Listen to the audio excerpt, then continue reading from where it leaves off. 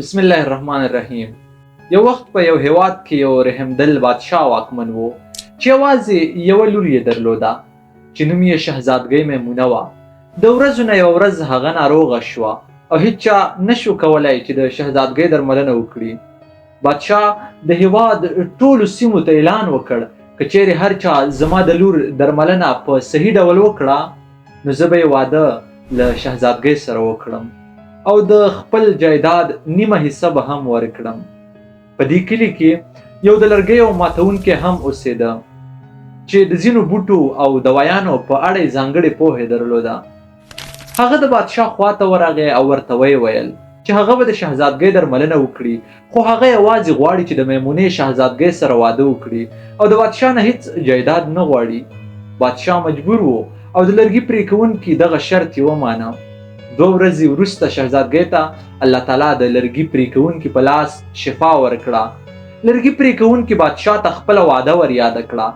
بادشاه ډېر پریشان او خفه شو. فکر یې وکړ چې څنګه کولی شي تر څو د خپلې لور واده د لرګي پلورونکي سره لغوه کړي. هغه پرېکړه وکړه چې د لرګیو پرې کوونکی داسې یو ځای ته ولېږي چې له هغه ځای څخه بیا هیڅکله هم راستون نشي.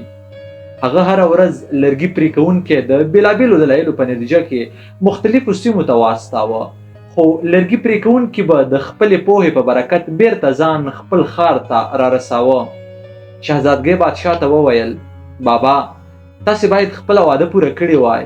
خو بادشاه ورته وویل لورې زه له تا سره د ځان نه زیاته مینه لرم او نه غواړم چې په آینده کې د ته ذلیله او خراب ژوند ولرې. بادشاه په خپله پرېکړه پښیمانه و. تر ډېر فکر وروسته یې ذهن ته یو بله خبره راغله.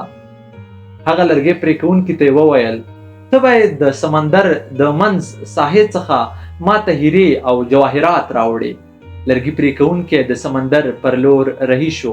دلته په محل کې بادشاه د شهزادګۍ جعلي جنازه تیاره کړه تر څو لرګي پرې کوونکي ته وویل شي چې شهزادګۍ مړه شوې ده او هغه د دې غم په لیدلو سره هیواد پرېږدي.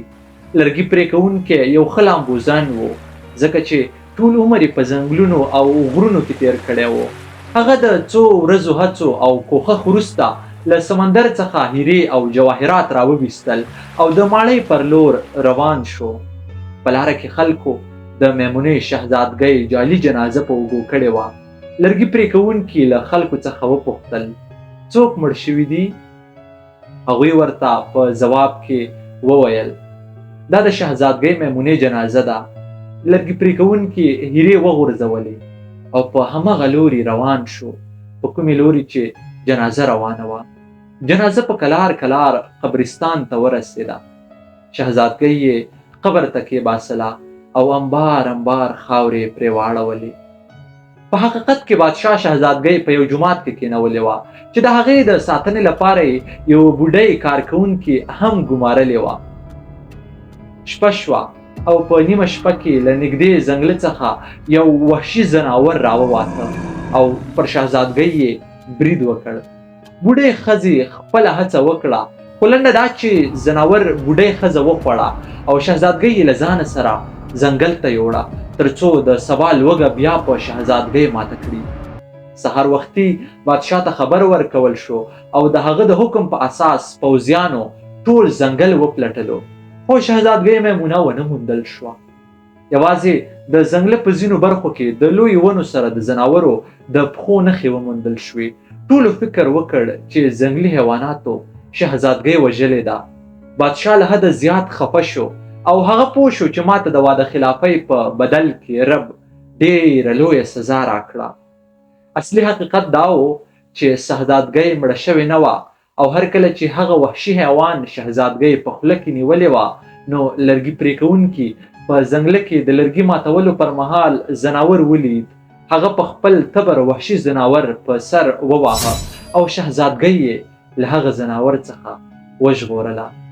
لومړی لرګي پرې کوونکي فکر وکړ چې دا د شهزادګۍ مړی دی، خو هر کله چې د شهزادګۍ تنفس حس کړ نو پوه شو چې شهزادګۍ ژوندۍ ده.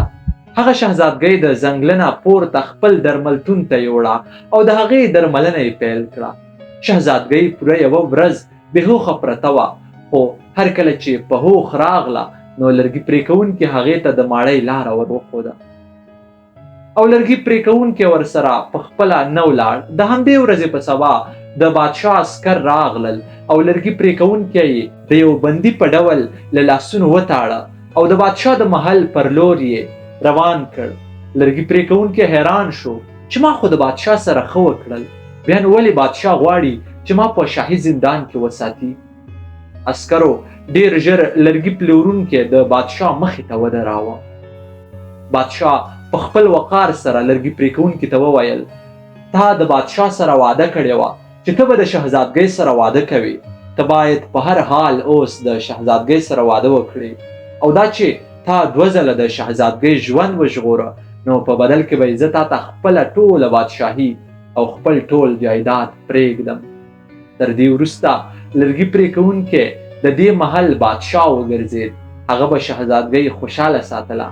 د بادشاه نیم جایداد یې په غریبو او غربو وویشه او په خپل تاریخ کې داسې یو سلطنت تاریخ ته پرېښود چې تر هغه وروسته د هغه د سلطنت سیالان ډېر کم وو.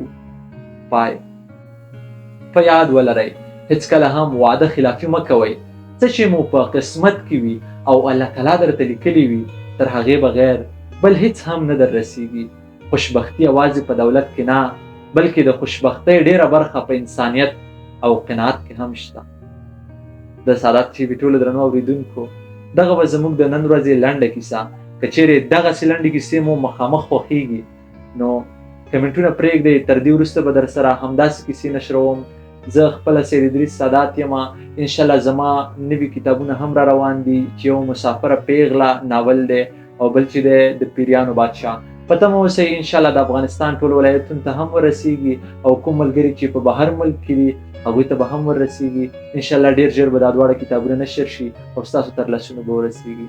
نور چې هر چیرې یاست خوشحاله اوسئ. د الله په امان.